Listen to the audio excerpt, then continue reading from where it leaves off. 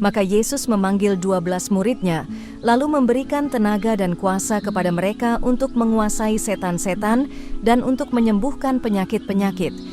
Dan ia mengutus mereka untuk memberitakan kerajaan Allah dan untuk menyembuhkan orang, katanya kepada mereka, Jangan membawa apa-apa dalam perjalanan. Jangan membawa tongkat atau bekal, roti atau uang, atau 2 helai baju. Dan apabila kamu sudah diterima dalam suatu rumah, tinggallah di situ sampai kamu berangkat dari situ. Dan kalau ada orang yang tidak mau menerima kamu, keluarlah dari kota mereka dan kebaskanlah debunya dari kakimu sebagai peringatan terhadap mereka. Lalu pergilah mereka dan mereka mengelilingi segala desa sambil memberitakan Injil dan menyembuhkan orang sakit di segala tempat. Herodes, raja wilayah, mendengar segala yang terjadi itu, dan ia pun merasa cemas, sebab ada orang yang mengatakan bahwa Yohanes telah bangkit dari antara orang mati.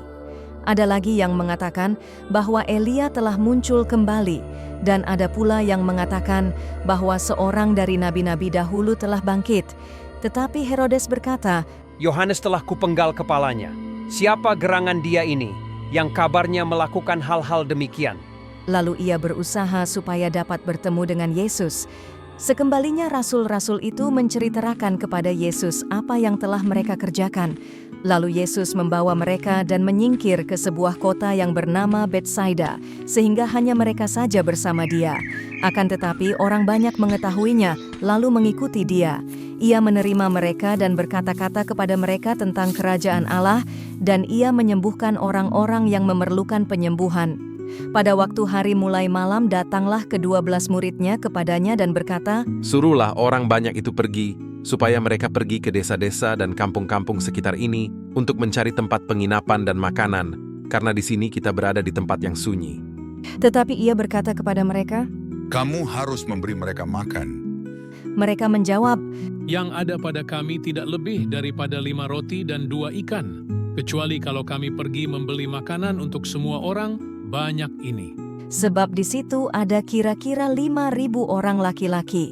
Lalu ia berkata kepada murid-muridnya, Suruhlah mereka duduk berkelompok-kelompok, kira-kira 50 orang sekelompok. Murid-murid melakukannya dan menyuruh semua orang banyak itu duduk. Dan setelah ia mengambil 5 roti dan 2 ikan itu, ia menengadah ke langit, mengucap berkat, lalu memecah-mecahkan roti itu, dan memberikannya kepada murid-muridnya supaya dibagi-bagikannya kepada orang banyak. Dan mereka semuanya makan sampai kenyang.